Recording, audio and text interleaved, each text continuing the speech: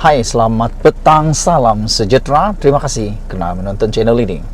Semalam, isu paling hangat apabila melibatkan Najib Tun Razak, Zahid Hamidi dan Hisamuddin Hussein berkaitan dengan lesapnya uang Malaysia berjumlah RM890 juta di dalam projek pembinaan kapal perang Malaysia CLS. Isu ini amat mengejutkan Malaysia apabila isu ini bukan sekadar jadi cakap kosong, tetapi telah pun ditimbulkan di Parlimen. Bayangkan jumlah 890 juta itu hilang dan hangus begitu sahaja, tapi sehingga ke hari ini kapal perang yang ditunggu-tunggu rakyat Malaysia entah ke mana. Anda masih ingat beberapa waktu yang lepas pihak pesara tentera menuntut bahawa kebajikan mereka harus dipertingkatkan. Mereka memohon supaya kebajikan, allowance, gaji persaraan mereka dinaikkan. Dan menurut Rafizi Ramli dalam tulisannya semalam, bayangkan kalau 890 juta yang hangus dan hilang begitu sahaja ini diberikan kepada para pesara, apa akan jadi? Mereka akan dapat kebaikannya, bahkan kebajikan mereka dapat dijagai. Yang lebih menarik hati kita, menarik kepada kita semua ialah bagaimana sehingga begitu jumlah yang hangus begitu sahaja. Untuk makluman kamu semua, seperti yang telah didedahkan di dalam laporan PAC, kapal selam ini sebenarnya kapal selam pula, bukan kapal selam. Kapal perang ini telah pun mula diuruskan projeknya sejak tahun 2011 lagi. Sudah berpuluh tahun isu ini rupa-rupanya. Dan semua yang terlibat di dalam pengetahuan tentang projek ini ialah tidak lain tidak bukan Najib Tun Razak sebagai Perdana Menteri pada waktu itu, manakala Zahid Hamidi juga terlibat dalam perkara tersebut. Ditambah lagi oleh Hisamuddin Hussein sebagai Menteri Pertahanan. Mereka bertiga ini pasti tahu di mana, bagaimana uang RM890 juta tersebut boleh tiba-tiba hangus begitu sahaja. Persoalan penting yang mahu ditanya oleh rakyat Malaysia pada hari ini ialah sekecil-kecil zarah, sekecil-kecil perkara pun tetap disiasat oleh SPRM. Tapi bagaimana isu yang hilang 890 juta yang telah lesap, gahib dan dikatakan telah pun hangus begitu sahaja, SPRM pula diam entah membisu. Sehingga kan hari ini satu ulasan yang kita nak buat berkaitan dengan mengapa SPRM tak kedengaran siasat kes pembelian kapal selam SLCS. Ini yang kita nak tanya. Di mana SPRM, di mana Azam Baki sebagai pengarah SPRM? Mengapa tidak dibuat kertas siasatan dengan segera? Walhal perkara ini telah pun bermula tahun 2011 lagi. Jawatan Kuasa Kira-kira Wang Negara Parlimen PAC semalam telah membentangkan laporan mengenai perolehan kapal tempur pesisir pantai LCS kepada Dewan Rakyat. Amat menyedihkan untuk melihat bagaimana kerajaan sekali lagi gagal terhadap rakyat Malaysia dengan satu lagi skandal mega yang mendedahkan kerugian sebanyak RM6 bilion. Bayangkan, Malaysia bukan sahaja rugi kecil, ini rugi besar yang amat luar biasa, membabitkan RM6 bilion. Dulu 1MDB kerugiannya baru melibatkan lebih kurang dalam 20.6 bilion. Yang ini 6 bilion kerugian. Skandal ini telah membuktikan Azam Baki Salahi.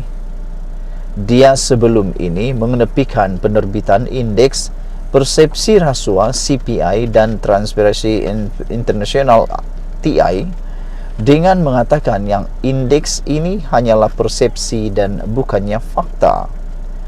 Walaupun bekas Panglima Tentera Laut Tan Sri Dr. Abdul Aziz bin Jafar telah menggambarkan proses membuat keputusan dalam laporan projek LCS ini sebagai sangat salah, laporan PAC memberitahu kita bahawa semuanya salah. Bukan lagi sangat salah, tapi semuanya salah dalam projek LCS yang bernilai RM9 bilion ini. Ingat, 9 bilion, bukan 9 juta, bukan 90 juta, bukan 900 juta, tapi 9 bilion. Dari pelantikan kontraktor, pilihan reka bentuk kapal, sehinggalah kepada bagaimana wang pembayar cukai dibelanjakan, dibakar dan dibazirkan.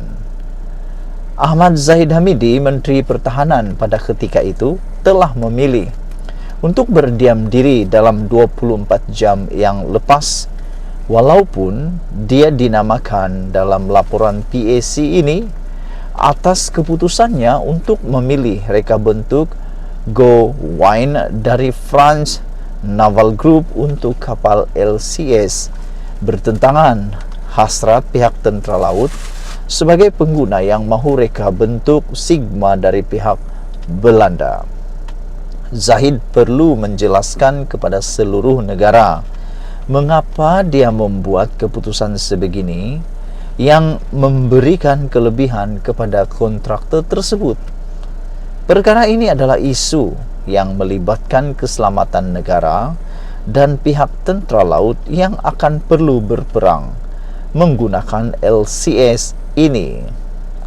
Apakah perkara yang telah mendorong Zahid untuk mengabaikan surat bantahan yang dihantarkan oleh Dr. Abdul Aziz Jafar yang telah menjejaskan kepentingan pihak tentera laut dan negara? Ini adalah kes di mana Menteri Pertahanan bersalah mengabaikan kepentingan pertahanan negara. Lebih banyak keraguan timbul apabila kita menyedari yang pengeluar Go Wine adalah pembekal yang sama yang membekalkan kapal selam Skropeni yang terkenal sebelum ini. Wow, kamu masih ingat kan kapal selam Skropeni? Nanti kita cerita lagi pasal kapal selam itu. Aku pernah buat kontennya. Bekas Timbalan Menteri Pertahanan Liu Chintong pada tahun 2020 telah menggesa kerajaan untuk menyiasat RM1 bilion yang hilang yang berkaitan dengan projek LCS. Kita tidak melihat apa-apa penyiasatan diumumkan oleh kerajaan maupun apa-apa tindakan yang diambil SPRM sejak dari gesaan itu. Laporan PAC ini mungkin telah memberikan sedikit petunjuk kepada SPRM sekiranya SPRM tidak tahu mengenai wang yang hilang ini. Amat mengejutkan apabila laporan PAC mendedahkan bukan hanya RM1 bilion yang hilang, yang telah hilang, tetapi sebanyak RM1,4 bilion telah hilang. Bukan satu jumlah yang kecil, ini jumlah yang amat banyak. 1,4 bilion, bosku. Sejumlah RM400 juta telah digunakan oleh kontraktor untuk membayar hutang lamanya.